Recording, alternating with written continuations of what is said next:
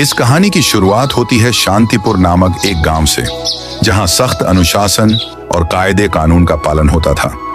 पर एक शख्स था जिस पर ये नियम लागू नहीं होते थे। थुंग तुंग साहोर। उसके पास बंगला, दौलत और गाड़ियां थीं, लेकिन उसकी आदतें बेहद जिद्दी थीं। उसे जो चीज पसंद आ जाती, उसे हासिल करना उसके लिए जरूरी हो जाता था। उसके गैर कानूनी कलेक्शन में चोरी की गाड़ियां शामिल थीं। एक दिन वह अपनी बाइक पर चाय पीने के लिए होटल पर जा रहा था कि उसे मंत्री जी की चमचमाती गोल्डन कार पसंद आ गई। उसने तुरंत बाइक मंत्री जी के कार के सामने अड़ा दी और मंत्री के पास आकर बोला, ये उतर जा। मंत्री जी को उतरना पड़ा और फिर टुंग टुंग गोल्डन कार को लेकर भाग गया। बेचारा मंत्री कुछ नहीं कर सका, क्योंकि मंत्री से ज्यादा पावर टुंग टुंग के पास थी। अब उसके कलेक्शन में एक नई कार जुड़ चुकी थी।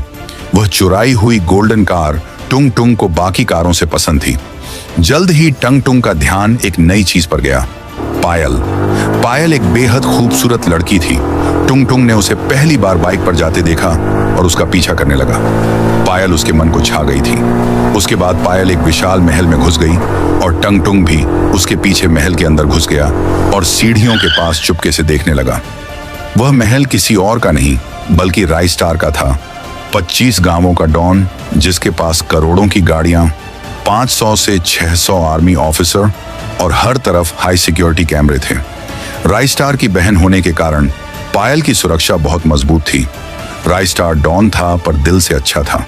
पर थुंग थुंग साहुर को पायल पसंद आ चुकी थी। उसने उसे किडनैप करने की ठानी और सोचा, अरे ये तो राइस्टार की बहन है, अगर मैं सीधे सीधे जाऊंगा तो पकड़ा जाऊंगा। मुझे कुछ तो तरकीब लगानी पड़ेगी जिससे सांप भी मर जाए और लाठी भी ना टूटे। अगले दिन एक जादुई चील के पैरों से लटककर वह राइस्टार के महल के एरिया में पहुंच गया। उसके बाद महल के छत पर पहुंचा। खामोशी से कई खिड़कियां पार करके टुंग टुंग उसके कमरे की खिड़की से पायल के कमरे में घुस गया। उसने गहरी नींद में सो रही पायल को उठाया, चील की पीठ पर सुलाया और वहां से उसे किडनैप करके उड़ गया। टंग टुंग उसे अपने किले जैसे घर में लाकर एक कमरे के बाहर जंजीर से बांध देता है। पर उसने सोचा, ऐसी लड़कियां तो मुझे मिलती रहेंगी, क्यों ना पैसे कमाया जाए। फिर वह राइस्टार को फोन करता है और चिल्लाता है, सुन बे राइस्टार, तेरी इकलौती बहन, तेरी जान पायल अब मेरे कब्जे में है। अगर उसे जिंदा और सलामत देखना चाहता है तो कल की कल एक ट्रक भरकर पैसा लेकर आ जा। और याद रख, होशियारी दिखाने की कोशिश मत करना, वरना तेरी बहन को कच्चा चबा जाऊंगा। राइस्टार ये सुनकर दुखी हो गया और टेंशन में भी, क्योंकि लोग राइस्टार का मजाक भी बना सकते थे कि 25 गांवों का डॉन होने के बावजूद खुद की बहन किडनैप हो गई। राइस्टार बॉडीगार्ड पर बहुत गुस्सा हुआ और कहा, जब मेरी बहन किडनैप हुई तो तुम अंडे उबाल रहे थे। दिन दहाड़े मेरी बहन किडनैप हो जाती है और तुम्हें पता नहीं क्या पैसे मैं इसके लिए देता हूं। बॉडीगार्ड डर गए और बोले, भाई हमने तो कड़ी सिक्योरिटी लगाई थी, पर पता नहीं कैसे टुंग टुंग ने किडनैप कर लिया। कैमरे भी चेक किए पर कुछ हाथ नहीं लगा। अगले दिन राइस्टार ट्रक भर पैसा लेकर टुंग टुंग के बंगले में आता है। वह गुस्से और चिंता में टंग टुंग से कहता है, ये ले टंग टुंग, जैसा तूने कहा था मैं सारा पैसा लाया हूं। एक एक नोट असली है, देख ले। अब देर मत कर, मेरी बहन को जल्दी से छोड़ दे। और हाँ, ये बात तेरे और मेरे बीच ही रहनी चाहिए। पर टंग टुंग जोर से हंसता है, हाँ, पैसे तो आ गए और नोट भी असली है, पर अभी तो मजा शुरू हुआ है, ऐसे कैसे छोड़ दूं। अब मैं तय करूंगा कि तेरी बहन जिंदा घर लौटेगी या नहीं ही लौटेगी।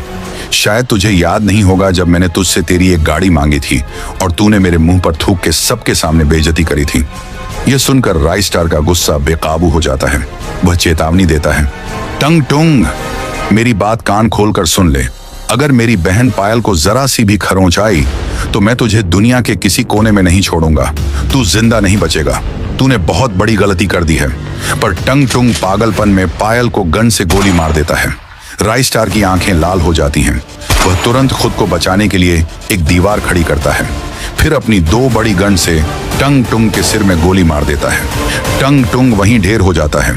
राइस्टार टंग टुंग की लाश को देखकर गरजता है, मैंने तुझे पहले ही कहा था मेरी बहन को कुछ भी मत करना, तूने नहीं सुना, अब भुगत इसका अंजाम।